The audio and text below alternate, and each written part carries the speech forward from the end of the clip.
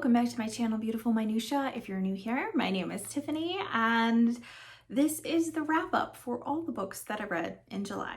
So I completed a total of 13 books, I think, and then I actually DNF'd several. So this was a lot of reading for me this month, way more than normal. I did have a couple of mangas in there, and a lot of the books that I read were on the shorter side, meaning 300 pages or less, but not all of them. So I'm still very impressed with the reading I have gotten done in the month of July. So I know many of you have probably already seen my weekly reading vlogs where I talk about these books more in depth. So these are going to be very, very brief reviews and talks about these books because I've already talked about them at length. So you can check out any of those weekly reading vlogs to hear my more in-depth thoughts. I'm also going to give a little update on my summer book bingo board at the end of this video as well. So there'll be timestamps in the descriptions in case you want to skip over anything, but I am going to be talking about these books in ascending order. And so I'm actually going to start with the DNFs because I'm just going to mention those briefly. The one DNF that kind of doesn't deserve to be there is Moby Dick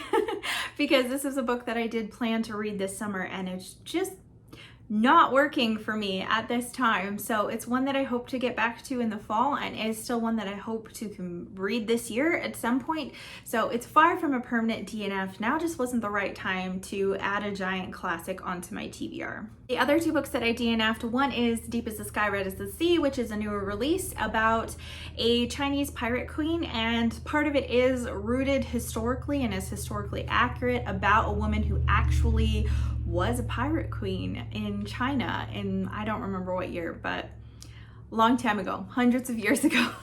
And I got about 50 pages into this book, which is around 200 to 250 pages, somewhere in that range. And I just decided content-wise, it just wasn't for me. Just really was not enjoying the level of sexual content in it, and particularly because, you know, the main character does work at a brothel. And so there is a lot of that kind of stuff intermixed, and it just wasn't for me. The other book that I DNF'd is If I Had Your Face by Frances Cha. I was reading this for K-Tropathon. Thankfully, I did find a replacement for my board for K-Tropathon. This was supposed to be flowers on the cover, and I was buddy reading it with Christy Lewis from Dostoevsky in Space. Again, this had content in it that just wasn't worth wading through for the level of enjoyment I was getting out of the book, which was pretty much zilch. And it wasn't supposed to be this enjoyable, fun read. And I knew that. I knew that it was going to be sad. It's very focused on plastic surgery and unfair beauty standards in South Korea and the pressure that is put on women in particularly, but really lots of people have plastic surgery in South Korea, not just women. Men certainly do as well. And so that's kind of a main focus of the book, but it just kind of felt confusing, disjointed with all the characters. And one of the characters is basically also a prostitute. And so there was a lot of just very flippant sexual content that I just wasn't a fan of, and I just finally decided I wasn't going to continue it. I did get about halfway. Okay, now let's get into the books that I did finish. So at the bottom of this list, which I gave 2 stars to, is Demian by Hermann Hesse. And is this not the most hideous cover of any book maybe ever that you've seen in your life? It's pretty bad.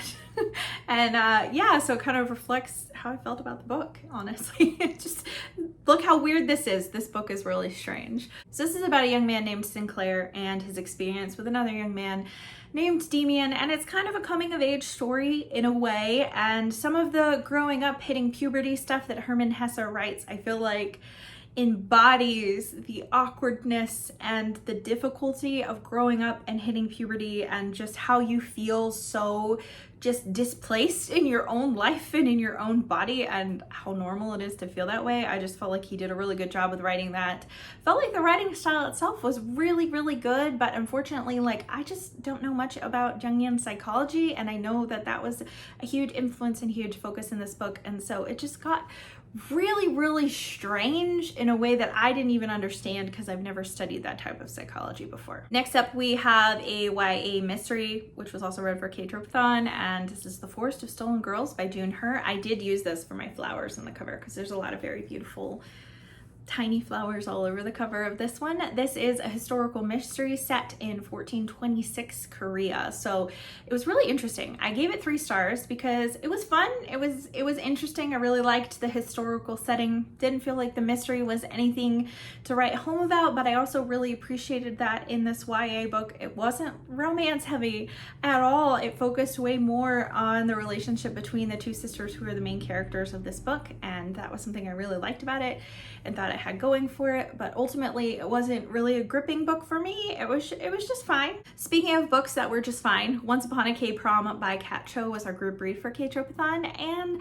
I enjoyed this one probably more than The Forest of Stolen Girls, which is why it's a little higher on the list. This has so many tropes in it that you find in K-pop and K-dramas, which fit perfectly for K-Tropathon. It was the perfect group read. There are elements to it that were very YA-y that reminded me that I was definitely not the target audience for this book, but the amount of times that the author focused on, oh my gosh, this felt just like a drama, or he did this and he looked just like a boy from a drama, but real life's not like a drama. And I was just like, oh my goodness, she knows exactly what she's doing. She's leaning hard into these K-drama tropes and stereotypes, and so it was fun. There are elements to it that were really fun, and we had a great live discussion of it on Christy's channel, which I'll link in case you're interested in watching that if you read the book with us and just didn't get a chance to attend the live. It was a lot of fun, and we really, I think, overall enjoyed the book, but it wasn't anything life-changing. It was just fine. Next up, I have Spy Family Volume 9. I was looking for something a little bit lighthearted because I had been reading a lot of heavier books, which was a theme for the month of July for some reason. So I picked up the latest volume of Spy Family that my library had, and it was fine. It's one of my least favorite volumes I've read so far, quite possibly just because Becky is the main character, which you can tell from the cover, and her infatuation with Lloyd is just very uncomfortable for me. And the way that she talks about him, like she wants to marry him and steal him away from his wife, even though she's like in kindergarten or something, is just a little unsettling, and I didn't find that entertaining. I found it super cringy. Next up, we have the first volume of Attack on Titan. This is obviously the first time I read this. This is the first volume. I have not seen the anime show, so this was different than what I expected. I thought it was going to be an action adventure, but it definitely has some horror elements in it. You can tell by the cover how creepy it is, and this Titan is not even the creepiest one in there. So the Titans are this race that are humanoid-like, but they're huge and they eat humans. So the humans live in this like walled community, these walled cities to try to protect themselves, and there's not that many of them left in comparison to what was there before. And the Titans find a way to break through the wall and start eating people, and the pictures showing the Titans eating people are kind of disturbing. So this is not a cozy bedtime read for me. It was different than what I expected because, like I said, I just didn't realize there would be horror elements in it. I thought it was just more action than it was horror. But I do intend to read the next volume to see what I think and make a final decision as to whether or not I'm going to continue with this series. But yeah, it just kind of took me off guard. So I think I'll enjoy volume 2 more, knowing what to expect, because I do feel like it was really well done. Everything from here on out is firmly in the 4-star category. So we're kicking that off with Amari and the Night Brothers. This is the first in what will be a trilogy, I think, but so far there's only 2 books out, and it leans really hard on the magical school trope, which I am a sucker for. I actually use this for my summer camp space on Summer Book Bingo. So if you've not yet read this book or its sequel, and you're looking for a space to fill that summer camp space on the bingo board, this would work perfectly, because she goes away to like a summer camp to learn about supernatural abilities and to kind of help save the world, kind of a thing. She wants to find her brother who has gone missing, who used to be a part of this supernatural place, and he has nominated her to have a role in it. So she goes away for the summer, and that is kind of like the premise of this book overall. I liked it a lot because I love that trope, and I felt like Amari was just a wonderful character. Loved her so much. Also loved the messaging of just not judging a book by its cover, not judging someone from where they come from and what their history and background is, and like whether or not their family has money or where their family lives or the status of their family, and you know, all those kinds of things, which are things that Amari experiences both in the real world and in the supernatural world. So that is just a really great message. Really loved Amari, but I did feel like there were a lot of elements that were very copy and paste from Harry Potter, Percy Jackson, and X-Men too, believe it or not. Next up we have This Tender Land by William Kent Kruger. This is a historical fiction set in kind of the Dust Bowl era, Great Depression, in I think the Dakotas / Minnesota, in that area. I don't know exactly where.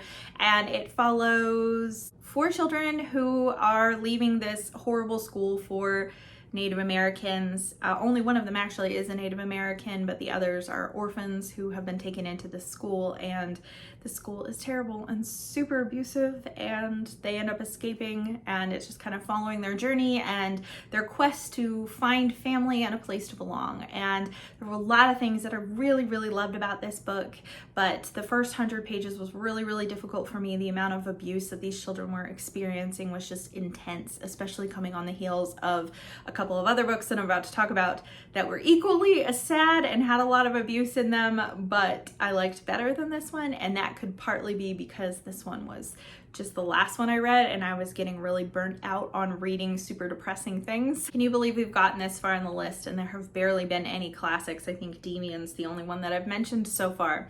Well, here we have another one. We have The Posthumous Memoirs of Brás Cubas by Machado de Assis.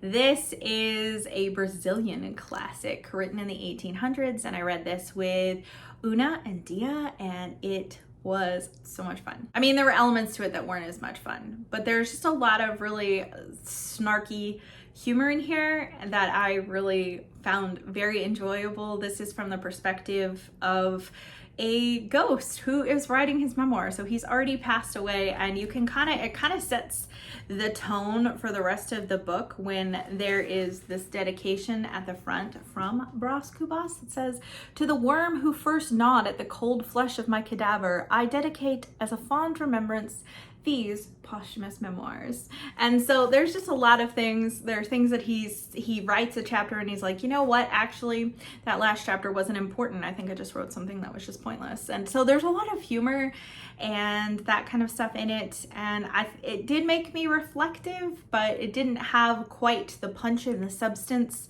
that I was kind of hoping for. So it landed more in the 4-star category than the 5-star category, which is kind of what I was thinking. I was thinking it was going to be more like 5 stars when I started it, and then as the book continued, it just, I don't know, it just wasn't the best book that I've ever read, but I really did enjoy it. Next up, we have the first really sad book that I read this month, and that's Almonds. And this is a translated Korean work about a young boy who can't feel or experience any emotions or pick up on social and emotional cues from others. And so it's really, really interesting because he witnesses things or has takes on things, and he's just very removed from the way that normal people would view it just because he doesn't have the same emotions. I felt like this book had a lot more hopefulness than a lot of translated Korean works that I have read, which is something that I really did like about it quite a bit. Another translated Korean work that I read was Princess Bari by Hwang Suk-young, and I loved this. There were elements to it that I didn't love, but this is essentially kind of like a North Korean defector story. It is about a young girl growing up in North Korea, and she is like the 7th daughter in a family of only daughters, and things start to worsen in North Korea. This starts in the 90s, I think, and then they have to escape across the river into China, and then she eventually finds her way to London, and just it's like gut punch after gut punch after gut punch of things that happen to this girl, and it's difficult to read, honestly, and it made me cry multiple times, and I had to take a little break at certain points, like little breathers, because it's very intense, a lot of the things that she experiences, but at the same time it didn't feel graphic or gratuitous, so I was very thankful for that. I think out of all the Korean books I read this month, this is for sure my favorite. I thought that the writing in this was better than any I've ever read of any translated Korean work. It is just something special, the way that it's written, and I just felt more connected to it, and it felt more beautiful. I do feel like it ended really abruptly and didn't end with a whole lot of hope, unlike Almond, but I still really loved it. Next up we have Thunderhead by Neil Shusterman, and actually depending on the day, I think Princess Bari or this could get flipped depending on the list. So this is book 2 in the Arc of a Scythe trilogy, and I am reading that with Dia, and we really enjoyed this installment. I'm really interested in Neil Shusterman's thought process in this because the way that he's exploring this world is just super interesting, and this, like, it seems like a utopia, but it actually feels very dystopian, which is often how dystopian books start, with like a utopia that's not really a utopia, you know, so that's kind of how this one is. The ending I did not see coming at all. So I'm really interested to see how this is going to conclude. And my favorite book that I read this month from start to finish was Mansfield Park by Jane Austen.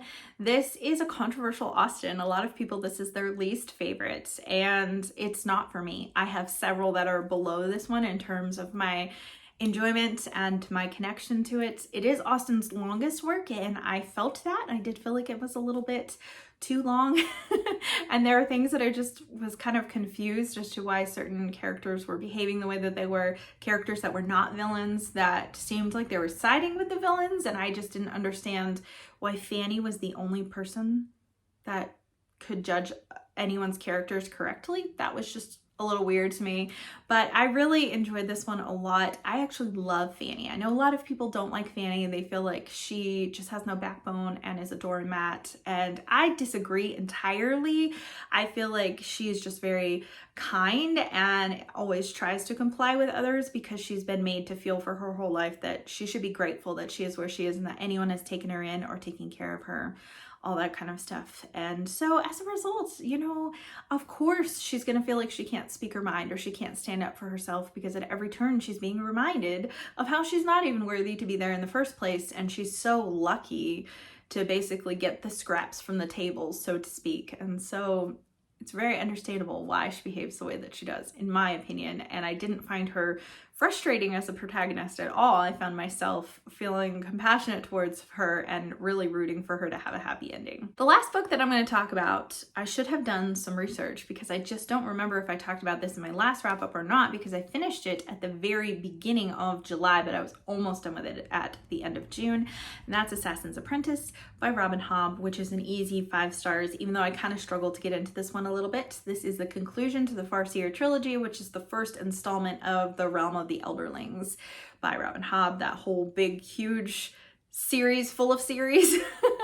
So this is the introduction to the world, to Fitz, and to lots of other things, and I just really loved it. I love the way that she concluded it, love the way that she writes the characters, and I was just kind of feeling a little bit slumpy when I was reading part of this and was just having trouble getting into it, especially because I was missing a lot of the characters because Fitz is on his own for a good chunk of the beginning of this book. But that does change, and from that point on it started to get better for me for sure. So that's what I read this month and what I thought of what I read. So not all of these books made it into squares on my bingo board because I was reading some books that just kind of didn't fit in, but I am doing really well on my bingo board. As you can see, I only have 5 spaces left and I do have a couple of bingos. So what I read for each space, we have a coming of age, and I read Princess Bari for that. Sunset Colors on the cover, I read This Tender Land for that. Right here is a 1-word title. I chose Demian for that one. Summer Camp, I already mentioned that I chose Amari for that one. Library book, I used Thunderhead for that one. Owned for over 5 years, I used Mansfield Park. I know I had an image up here, but I have a collection of all of Jane Austen's major works that my husband bought for me, I think before we were married, and we've been married for 15 years, so for sure owned that one for over 5 years. We have a friend recommendation, which I used Assassin's Quest for that because I'm just pinning that on Penny and her love for Hobb that is so contagious. Right here for Outside Your Comfort Zone, I chose Once Upon a K-Prom because YA rom-com is not generally my genre at all. For a mystery, I chose the June Her book, The Forest of Stolen Girls. For a buzzy book, I chose Almond. It's not really like a new book, but it's very buzzy in the K-pop world because quite a few K-pop artists have recommended that one. And lastly, right here for my translated workspace, I used The Posthumous Memoirs of Bras Kubas. So when I finished this Tenderland, it gave me a bingo this way and a bingo this way. And then once I finished a mystery, it gave me a bingo this way. So I now have 3 bingos, and I'm hoping I will black out this board as I only have 5 spaces left, but I have quite a few books on my TBR for the month of August, and a lot of the ones that are buddy reads are not ones that are for bingo board spaces. So we'll see how that goes. So that's it for this video, the update on my bingo board and all the books that I read. I would love to hear from you in the comments down below. What was your favorite book that you read last month? And if you have any thoughts on the books that I read, I would love to hear your thoughts as well. And how's your summer book bingo board going if you're participating? If you haven't seen it already, I will link the video detailing everything for that because it takes place over the entire summer. So even if you haven't filled out anything on your bingo board yet, you still have a whole month. So I will go ahead and link that in case you're interested in that and you haven't seen anything for it yet. Thank you so much for watching. If you like this video, please hit like and also subscribe so you can continue to see more bookish content from me, and I will see you again next time.